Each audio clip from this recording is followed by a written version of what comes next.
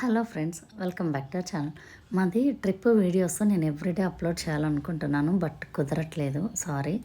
మేము ట్రిప్ అయితే 4 days plan చేసుకున్నాము, అంటే థర్స్డే నుండి సండే వరకు.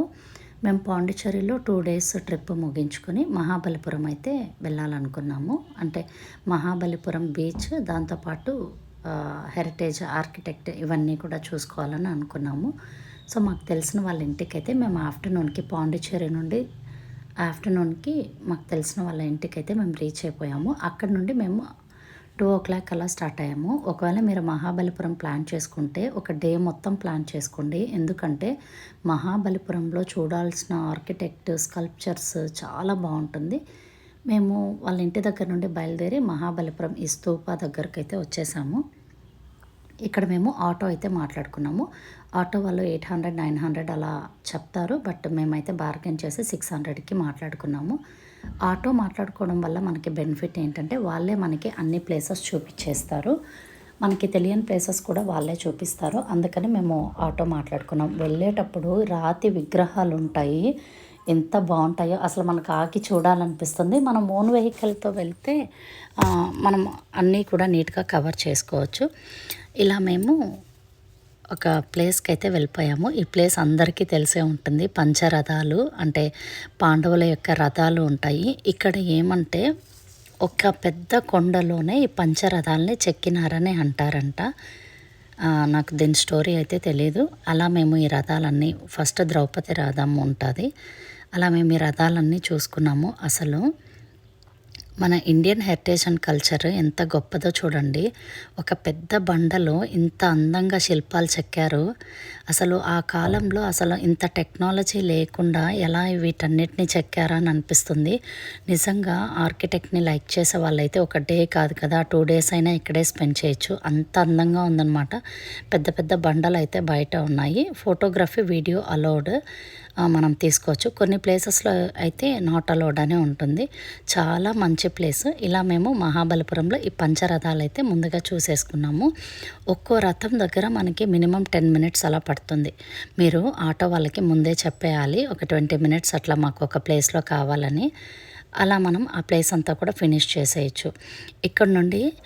ఇక్కడ ఏమంటే మనము చాలా దూరం నడవాల్సి ఉంటుంది అన్నమాట. ఆటో అంతా లోపలికి రాలేదు కదా, అలా మనం చాలా దూరం నడవాల్సి ఉంటుంది.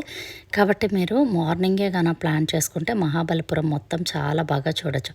ఇది పంచరథాలు ఓవర్ వ్యూ. అంటే మనం స్టార్టింగ్లో కనిపించే 5 రథాలు అనమాట. అక్కడ నుండి పక్కన ఒక చిన్న టెంపుల్ లాగా ఉంది, అక్కడికైతే వెళ్ళాము. ఇది మనము ప్రదక్షిణ చేసుకొని చూసుకొని రావాల్సి ఉంటుంది. ఇక్కడ మనం పైకి ఎక్కితే మనకి ఆల్మోస్ట్ సగం చుట్టూ బీచ్ అంతా కూడా కనిపిస్తూ ఉంటుంది. అన్ఫార్చునేట్గా లైట్ హౌస్ అయితే ఈరోజు క్లోజ్ చేసి ఉన్నారు మేము వెళ్ళిన రోజు. ఆ లైట్ హౌస్ దగ్గరికి వెళ్తే మొత్తం బీచ్ కనిపిస్తుందంట. మేము అదొక్కటి మిస్ అయ్యాము. ఏదో అండర్ కన్స్ట్రక్షన్ అని బోర్డు పెట్టేశారు. ఇదైతే ఒక మండపం లాగా ఉండింది. అసలు లోపల ఒక్కొక్క శిల్పాన్ని చెక్కి ఉంటారు కదా, అవన్నీ మనకి చూడడానికి చాలా టైమే పడుతుంది అన్నట్టు ఉంది.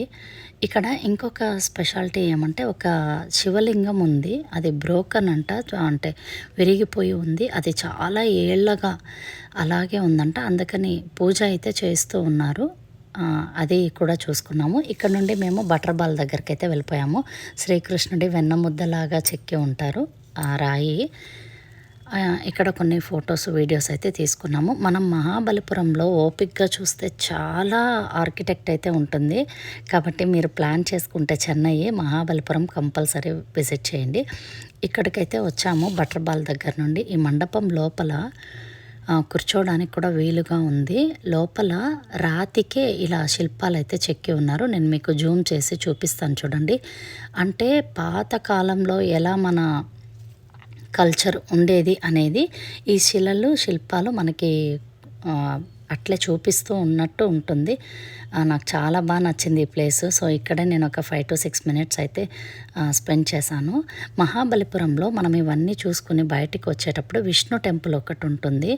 చాలా పాతకాలం అంట. అసలు విష్ణు అవతారంలో ఉంటారు స్వామివారు. లోపల ఫోటో వీడియో నాట్ అలౌడ్. కొంచెం బయట వచ్చిన తర్వాత నేను ఇది తీసుకున్నాను. ఈ ప్లేస్ని కూడా విజిట్ చేయండి. ఈ టెంపుల్ మాత్రం అస్సలు మిస్ కాకండి. ఇక్కడ నుండి మేము సెల్ఫీ పాయింట్ దగ్గర సెల్ఫీ తీసుకునేసి మళ్ళీ మేము లిటిల్ షాపింగ్ అయితే చూసుకున్నాము. షాపింగ్ ఇక్కడ మెయిన్ ఏమంటే రాతి విగ్రహాలు ఉంటాయి. మెయిన్గా రాతి విగ్రహాలు, గవ్వలు, హ్యాంగింగ్స్, డోర్ హ్యాంగింగ్స్ ఇవి ఉంటాయి కదా, అవి చాలా ఫేమస్ ఇక్కడ. నేనైతే హ్యాంగింగ్స్ ఒకటి, బుద్ధ విగ్రహం అయితే ఒకటి తెచ్చుకున్నాను. బుద్ధ విగ్రహం నాకు 1600 చెప్పారు, మేము 1000కి అడిగాము, ఇచ్చారు. ఇక్కడ బీచ్లో సీ ఫుడ్ అయితే మిస్ అవ్వకండి, చాలా బాగుండింది. బీచ్ చూసేద్దాం ఇంకా లోపల వెళ్ళి. నాకు షాపింగ్ ఈ కాంప్లెక్స్ అంతా కూడా బాగా నచ్చింది. మనం ఎక్కడికి వెళ్ళినా షాపింగ్ అయితే మ్యాండటరీ కదా, అలా చూసుకున్నాము. ఇంకా లోపల బీచ్కి అయితే వెళ్ళిపోయాం. నేను చెప్పాను కదా గవ్వలు అవన్నీ ఉంటాయని. మీరు శంకు ఇలాంటివి తెచ్చుకోవాలనుకుంటే మంచి ప్లేస్ అనే చెప్పచ్చు. హార్స్ రైడింగ్ ఉన్నింది, పిల్లలకైతే హార్స్ రైడింగ్ చేయించి బీచ్ లోపలికైతే వెళ్ళిపోయాము. బీచ్లో చాలా క్రౌడ్ ఉన్నింది. నాకు పాండిచ్చేరి బీచ్ కన్నా, మహాబలిపురం బీచ్ కన్నా కల్పాకం బీచ్ నాకు బాగా నచ్చింది. ఎందుకంటే కల్పాకం బీచ్ చాలా పీస్ఫుల్గా ఉన్నింది. నేను అది నెక్స్ట్ వీడియోలో అప్లోడ్ చేస్తాను, ఆ బీచ్ అంతా ఎలా ఉన్నిందనేసి. అండర్ రేటెడ్ అని కూడా చెప్పచ్చు కల్పాకము, అంత మంచిగా అనిపించింది. మహాబలిపురంలో కూడా కొంచెం చెత్త ఇవన్నీ ఉన్నింది. పాండిచేరిలో కూడా అనిపించింది వాటర్ అంత క్లీన్గా లేదు. కల్పాకం అయితే ఎక్సలెంట్. నెక్స్ట్ వీడియోలో నేను మీకు అప్లోడ్ చేస్తాను. ఇలా మేము బీచ్లో కాసేపు ఉన్నాము. ఇక్కడైతే తడవలేదు మేము, సాయంత్రం అయిపోయింది, పైగా వర్షం పడుతోందని. మళ్ళీ మేము సీ ఫుడ్ అయితే ట్రై చేసాము. ఈసారి అయితే చిన్నదో పెద్దదో ట్రిప్ అయితే ప్లాన్ చేయాలని ఇలా మేము ఈ ట్రిప్ సీ ఫుడ్ ట్రై చేసాము. చాలా బాగా అనిపించింది. అలా మేము సీ ఫుడ్ తినేసి కాసేపు అక్కడే రెస్ట్ తీసుకొని సేమ్ అదే ఆటోలో మేము ఇంటికైతే రిటర్న్ అయిపోయాము. ఇంకొక మినీ వ్లాగ్తో మళ్ళీ కలుద్దాం. మీరు ఎక్కడ ట్రిప్ వేసారో నాకు కామెంట్లో చెప్పండి, నేను నెక్స్ట్ ప్లాన్ చేసుకుంటాను. Thank you for watching.